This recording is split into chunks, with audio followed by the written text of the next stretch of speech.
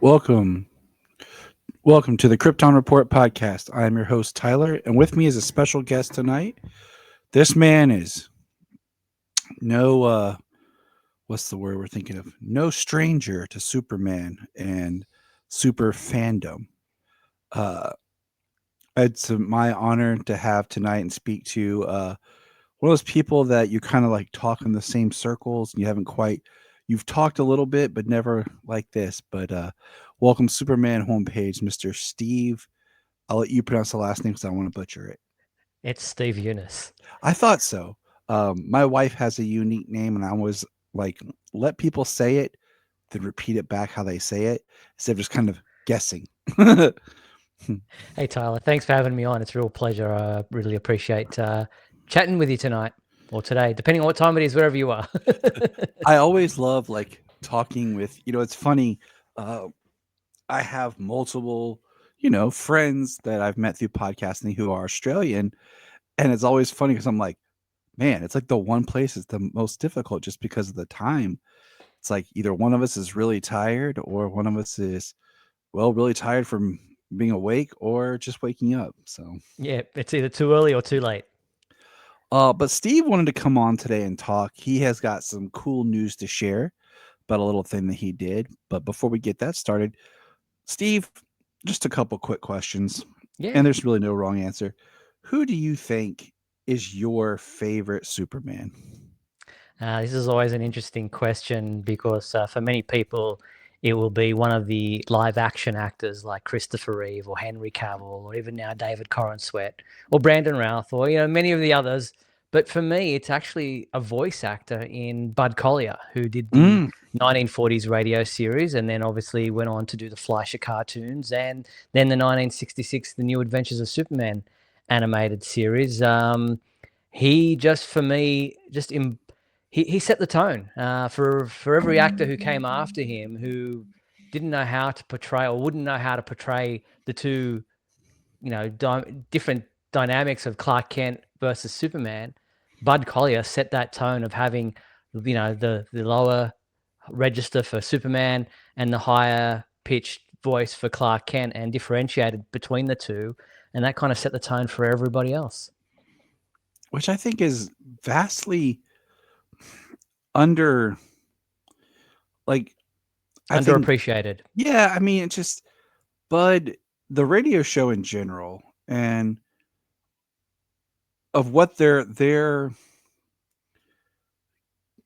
contribution to the Superman mythos Mm. is much larger than people realize.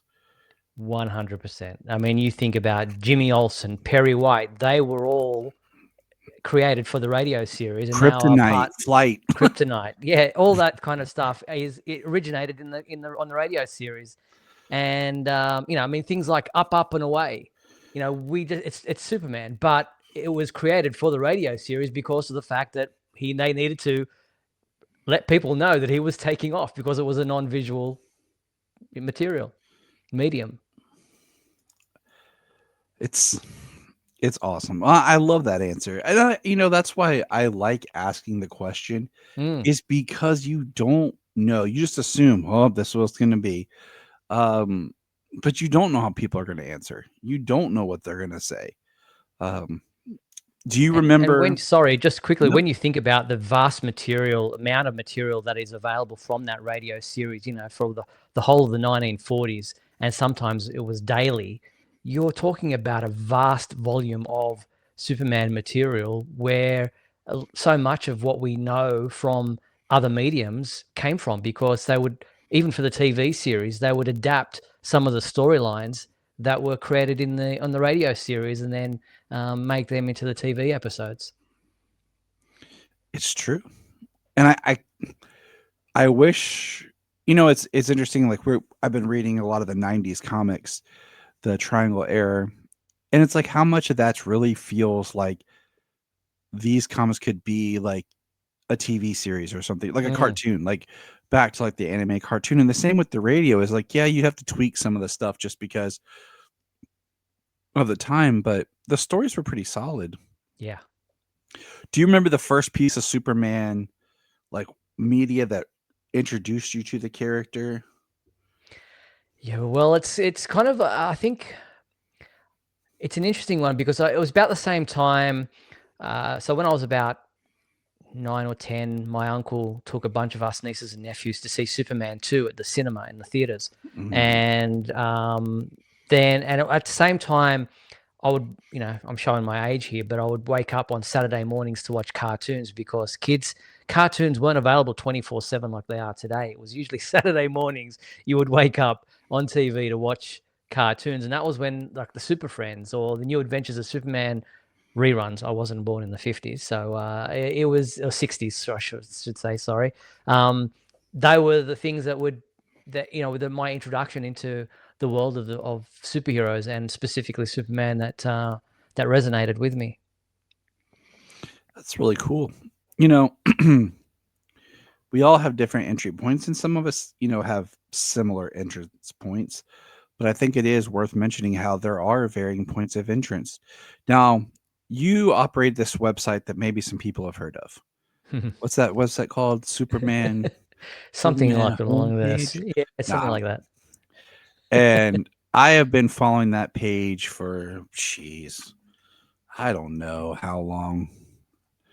Um, Careful, you'll show your age too. yeah. I'm just thinking like, I don't, and I mean, you used to have a podcast you guys would do, and I'd listen to, and it's just the greatest like landing platform to just like, hey, I need some Superman knowledge, or I need to touch base. Like, just looking at it right now, celebrating 30 years of this page. Can you tell me how this page and how your involvement and everything got started? Definitely. Well, it's an interesting story in and of itself. So it started in 1994, and it wasn't me who started the website. I mean, I've been running it for 28 years now, but it was started by a young gentleman who was very much into Superman, obviously, and started what was a home page because that's pretty much what it was. You think of a home page of a Mm. website, it was just one page. And then there was also the lyrics to the REM Superman song was another page. But beyond that, that was all it was. And I was starting into I was a graphic designer and was starting into web design and started looking around for things that I was interested on what was the World Wide Web back in those very early days of the mid to late 90s, and stumbled across this Superman home page and offered to assist with a few graphics and things. And the internet back then wasn't capable of doing much as far as graphics were concerned because it was very slow. We're on dial-up modems, and everything had to be very limited in how much for speed wise. And so I offered my assistance in doing that. And then over that 2-year period, we became fast friends, and I did a few bits and pieces here and there. And he told me at the time that he was suffering from a very rare genetic skin disease that predisposed him to cancer, and only had a few months to live. And so I was, very shocked. Obviously, Mm. had no knowledge of that, and offered to take over what he had done and to continue it on, and thinking it would just be something I would touch base with maybe once a week or so. And then sadly, he passed away in late 1996, and I took over the website, having transferred the files across to my computer. And then since '96, I've continued building and building, and it has become an all-encompassing hobby that has built almost into a career now at this point in time, because it has pretty much enveloped my whole life, and has become something that has become bigger than my wildest dreams. I never anticipated being this into it. All the doors that it opened up for me, and I've been to world premieres and after parties for movies, and have spoken to some of the greatest people involved in the world of Superman, and have made some of the greatest friends in my life because of the Superman homepage. So it has just become something that is very much a part of who I am and who I identify as. That's awesome. I'm sitting here while you're talking, just kind of looking at the page, and a lot of times I pull it up on my phone. So getting to see it from the point of view of the web paste, like from a desktop, it makes it even more just amazing to look at. And I recommend everyone check it out. If they haven't in a while, just go back and go through because it is so detailed. Just there's so much, and it's one of those like I'm curious about some Superman stuff. Where can I go? Superman homepage. Yeah, well, it's definitely we our tagline is everything you ever wanted to know about the Man of Steel and more. So it's yeah, in 30 years we've obviously built up a large archive of material, you know, from reviews and interviews and reports and all different things on all aspects of the character. We were very comic book heavy back in the early days when we were doing mostly comic book side of Superman, and then you know as TV episode reviews and episode guides became part of what we built, and then the movies, and we just you know you touch on one thing and you just can't help but continue on and touch on every other aspect of the character. And with a character that's been around for nearly 90 years now, there isn't a corner of the world that he hasn't touched in regards to you know magnets, comic books, Mm-hmm. posters, t-shirts. It's endless. I mean, he's even been on Broadway. Yes, he has. I mean, excuse me. We here at my local theater, I'll send you the link. We did the Superman musical this summer. Beautiful. Um, and it was, it was a big deal. It was something I wanted to direct something, Superman Mm, that's official. And so we got to do that this year. And amazing. yeah, it was. Um, it was, there were some challenges, but overall, I think we come out well. Community theater, sometimes it can be tricky. So, Yeah, yeah, exactly. You got limited resources, but yeah, that's a great. That's so great to hear. so Steve, when you visit the Superman homepage, there's something that's posted very large up front. Let's talk about that today. Yeah, Your special and awesome news that you were telling me about. Well, let's get into it. sounds great. Well, as everybody knows, 2025 was definitely a big year for Superman with the release of James Gunn's Superman movie, and from 2022 when you know the announcements came about this new film, and obviously the demise of Henry Cavill's participation in the role of Superman.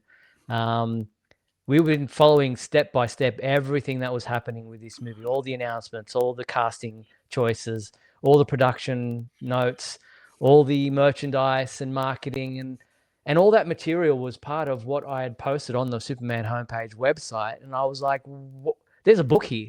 You know, we can collate all this information that we have been diligently reporting on for since mid 2022, and there's so much material here. Why not put it together as a narrative and publish a book? And so that's what I've done.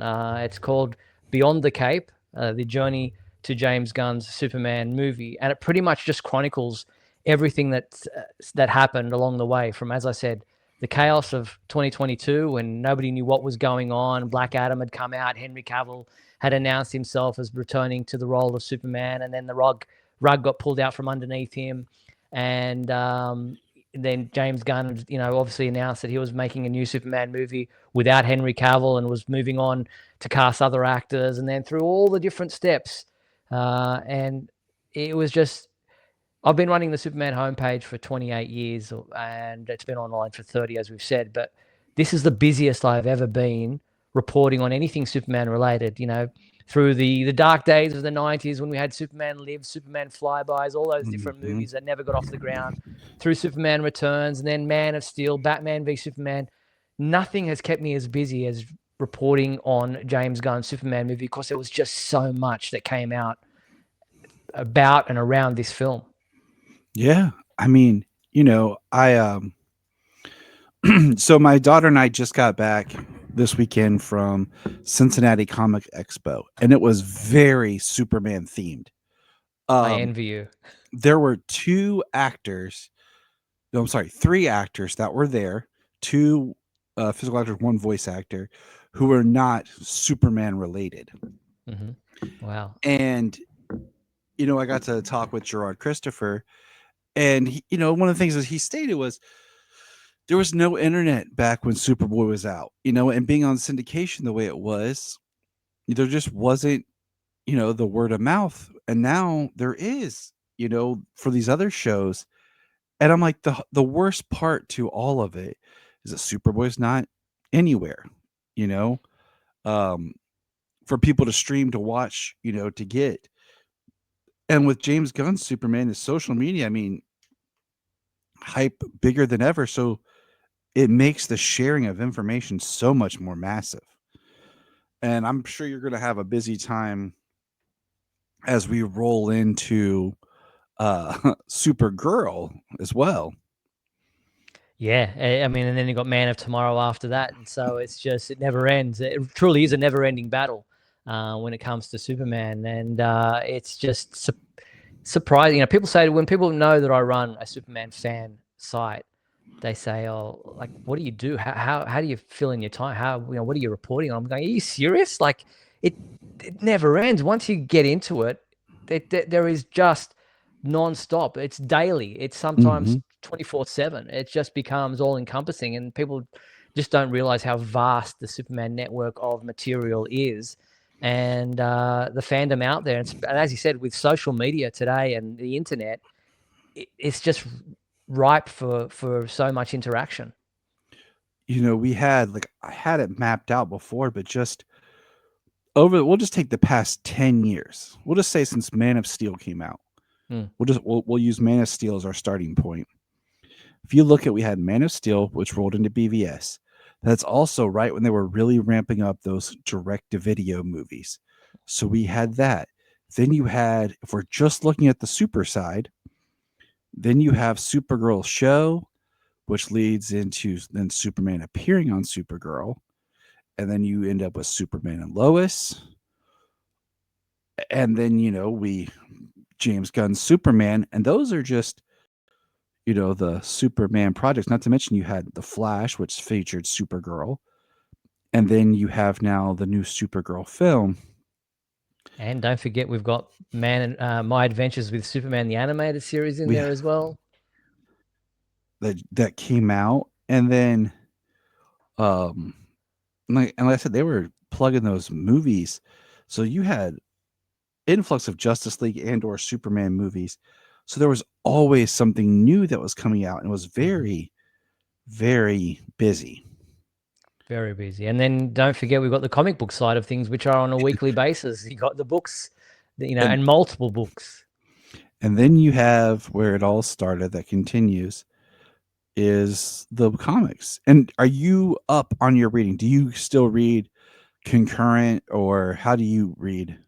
Yeah, I a couple of years ago went digital with my comic book reading because the boarding, boxing, bagging, all that kind of stuff of comic books became it was a lot, and you got to find the space for it all. And but I do read the Superman comic books digitally each week. I tend to these days buy them monthly. At the end of the month, I'll buy the month's worth of books that have come out for that month, all at the same time, and then just read them in bed when at night before I go to bed, and on my iPad, and thoroughly enjoy them still. And there are so many titles at the moment. You're not just Action Comics and Superman, but you've got Superman Unlimited, you've got Batman, Superman World's Finest, you've got what are some of the other ones? You've got the Justice League, obviously books. You've got books like Justice League versus Godzilla versus Kong, where Superman's Oh, involved. Like he's that's my son everywhere. right there.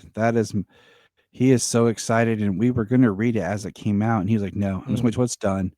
We're going to sit and read it all." Yeah, yeah, and that's definitely a way that a lot of people like to do it these days. Is once the story has been collected in a trade paperback form, or finished, then they want to read it all at once because there's so much of a binge culture at the moment. Well, my problem, like with some of that, is you get these stories that start, and then they 2 months, like Batman Echoes just finished up recently, and it was only 6 issues, and it took almost 2 years. That I don't understand. I And mean, if especially if it's a limited run, it's only going to be 6 issues. wait for the artists or the writers to complete them all and then publish them on a monthly basis. Don't start with one or two and then the artist falls behind or whatever the issue might be, and then you've Right. got people waiting months for the next issue to come. I don't understand that because people lose interest. Exactly. We joke back, you go back and you look at Doomsday Clock, which was supposed to be this big Mm. event book. And by the time they finished it, Superman, they had changed Superman's look and some story beats, and it just became almost this, is it continuity? Is it not? Elseworld, and it was supposed to be this huge deal. And Yeah, it took over 2 years to come yeah. out. And I'm like, It became I, irrelevant. yeah, I don't want to go through that with a lot of these stories. Like right now, we have Hush 2. Hmm. And I was like, I was so excited. I was like, I'm going to read this. But then I was like, you know what? Uh, uh, I'm just going to wait for it to be collected. yeah. So, uh,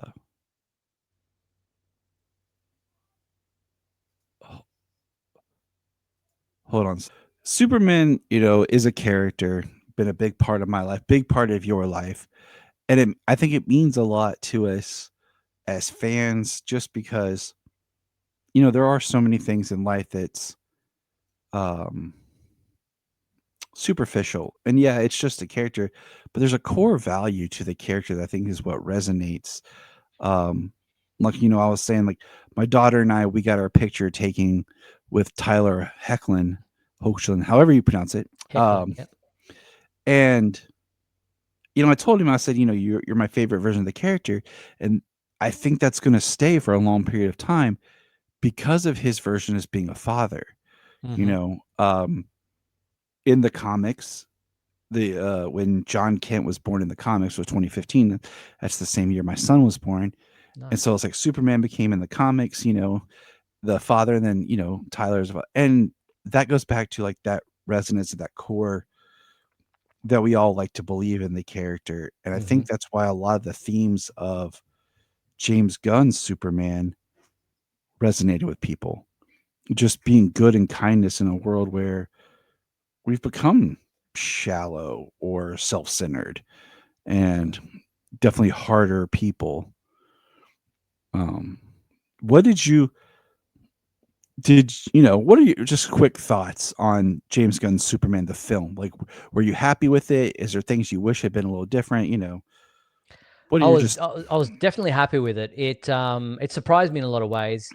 It took me a while, not a while, but it kind of I wasn't sure what to expect. And then I had to sit with it. I saw it a second time. First time I saw it at the Australian premiere with my wife, and then I took a couple of nights later.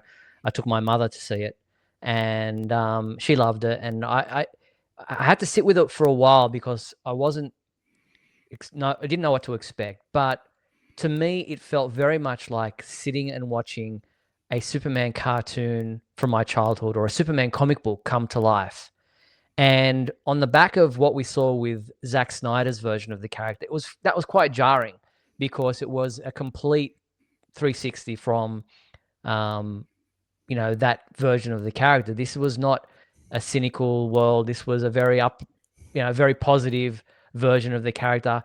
And when I sat with it for a little bit, I was like, this is what we need. We mm-hmm, need this message. We need Superman to be accessible to kids as well as adults.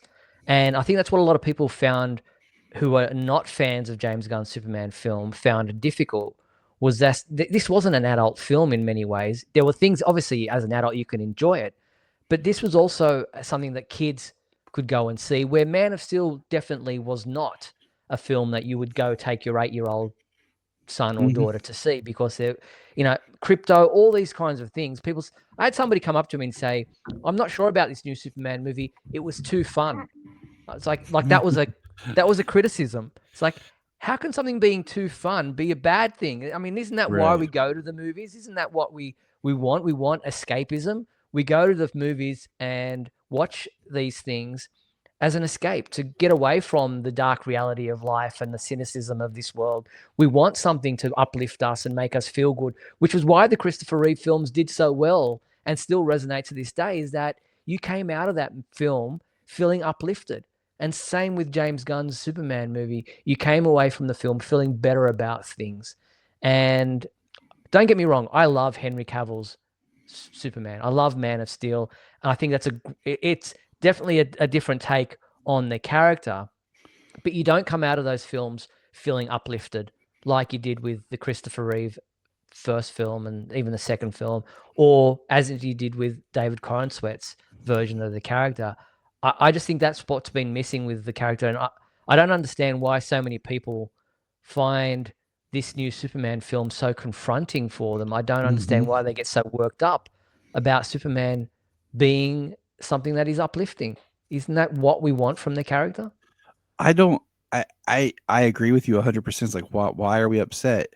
My only criticism, really, for the film is I think it's too short. Like, if there's any of the movies I think could have been longer, it's this one because I would have liked a little bit more time with different character groups. Mm. Um, a little bit more. And my only other nitpick, okay, because I this is one, is I really would have liked to have seen the opening with the battle of him and like against the Hammer of Baravia, or him stopping, that whole thing, like where the Yeah, I can understand that's a different take on, we're not used to being thrown into a movie at a point in the middle of a battle, or it kind of, that was a little bit jarring, I guess, for a lot of people. But I appreciated it because we didn't have to sit through another origin story. Oh, I'm okay with Um, that. Like yeah. yeah, like I was on board with that because there's a lot of stuff you can do like in flashbacks or just through the text Mm. itself. Um, but I would have liked to have seen him like when the hammer like shows up and that whole first fight leading to him being uh thrown down. So Mm. Well, I guess, I mean, as it was, a lot of people complained that Superman just got beaten up this whole film, and so which is obviously not, well, I mean, that's an opinion, but what people forget is that they went to great pains to explain that Superman was underpowered at for the rest of the movie because he didn't get fully charged, and that he had not lost a fight in the 3 years since he announced himself. So this was the first battle that he had lost, and that was the whole point of starting it at this point, is because we're showing what happens to a Superman who has been, you know, uh, totally dominant for the period that he's been with the world, but now we're showing him going through his greatest, challenge. that that was the part that got me was nobody was realizing that this was the first time he had ever lost a Mm, battle, mm. you know? And yeah, he's getting beat up, but he keeps getting back up and keeps overcoming it. He had never fought anyone at his power level yet. Um, and that's what So yeah, people weren't. we have to remember that this Hammer, which is obviously Ultraman, is an exact duplicate of him. So he's got the exact same powers, but he was at 100%. Plus, he's got the backing of Lex Luthor's genius and all those people who are guiding him through each fight, so that he's even more, got more advantage over Superman. So it's just like, what more do you want? Yeah, it's like it goes back to that like in the comics. I always love when like Wonder Woman taught Superman how to actually fight. Mm, Where like there was I can't remember what book it was in, but like I think he had like a blue kryptonite bracelet or something, so that he was training with Batman. yep. Clark was to actually learn how to fight, and then with power, he was training with Wonder Woman. So the idea is don't just rely on that you're strong, actually having the knowledge and Yes. skill of a fighter and a warrior. Um, but I really enjoyed the movie, and I think the thing that really got me was seeing how much my kids Mm-hmm. liked it and were Mm-hmm. excited by it. Not just because, daddy loves Superman, but like they genuinely liked and enjoyed the movie. we went to our local mom and pop's theater, uh, and they're friends of ours, and we set up and we were promoting our play. And when we were only going for a couple of hours, and we were done, my friend came over who works there, and he's like, "Do you guys want to go watch the movie?" And Solomon was like, "Yep," and he ran in there before I could even answer. And so I was like, well, I guess we're seeing it again. And I think it was just, and that made me happy because it wasn't like, oh, come on, like, it Yeah, was you're not genuinely like, dragging them; they're dragging you. and that was, that's the excitement like that I want for Superman is I want to see kids love the character, and I wish that my adventures had gotten more love Mm, in the sense of like, where's my merch? Where's the stuff yeah. that because I feel like that's the show that kids would be going crazy for right now, because anime is so popular, Mhm, and that show has that slight askew towards anime mhm. that I feel like if you're an anime fan, like you would kind of find it interesting, and it would be a good gateway into this world. And I just feel like that's the Yeah. show. I agree with you. I think it caught a lot of people by surprise how successful it was, and usually with merchandise, it's coming out at the same time as a release rather than after a release, and I think they kinda missed the boat there because they probably weren't aware of how popular it would be. I mean, you look at the James Gunn Superman film, we got action figures that were released for that movie that actually weren't even in the film, like the Abominable Snowman, the Yeti. It Yep. wasn't, it was supposed to be a scene that was in the script or whatever, and then made it to action figure, but never actually was never actually filmed. So it's like, well, they obviously had a plan in place for merchandise well before the film had even been released. So they should have done the same thing with My Adventures with Superman, but I don't think they realized the hit that they had on their hands. Right. And I mean, let's just talk about people right now. Like, I'm just throwing this out there. Netflix put out so much merch for other projects. They were not ready for K-pop Demon Hunters. No, they were Like, not. how crazy. I mean, they would basically be printing money this Christmas if they had the merch and everything in stores.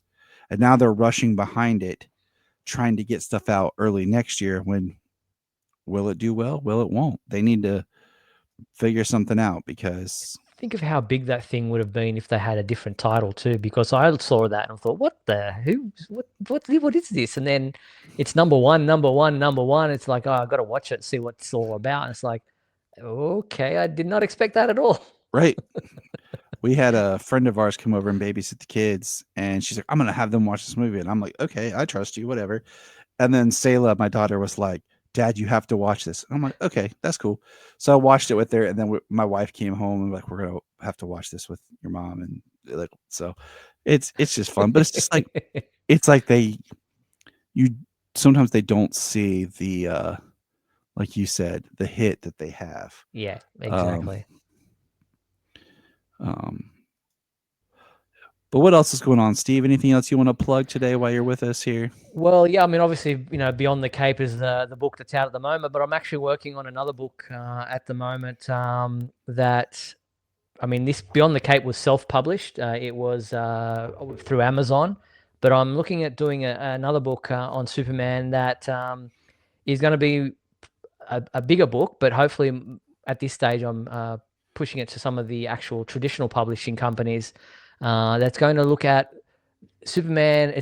Not necessarily a calendar book, but it is a journey through time with Superman, going from January, February through till December, looking at all the different dates, premiere dates, birthdays, you know, uh, anniversaries of deaths of all the different people who have been involved with the character from Jerry Siegel and Joe Shuster right through to James Gunn's Superman film, all the important people, the impact that they've had on the character, and looking at it from a calendar based project or a perspective where you look at the different themes, like, obviously January is the beginning of the year. And so, January, the chapter is all about new beginnings and some of the birthdays and things that have premieres or what have you that have happened in January, right through to things like, during the summer months, and how different things happen. And so almost like a thematic calendar, but looking at all the different dates and important premieres and announcements and things that have happened in the world of Superman.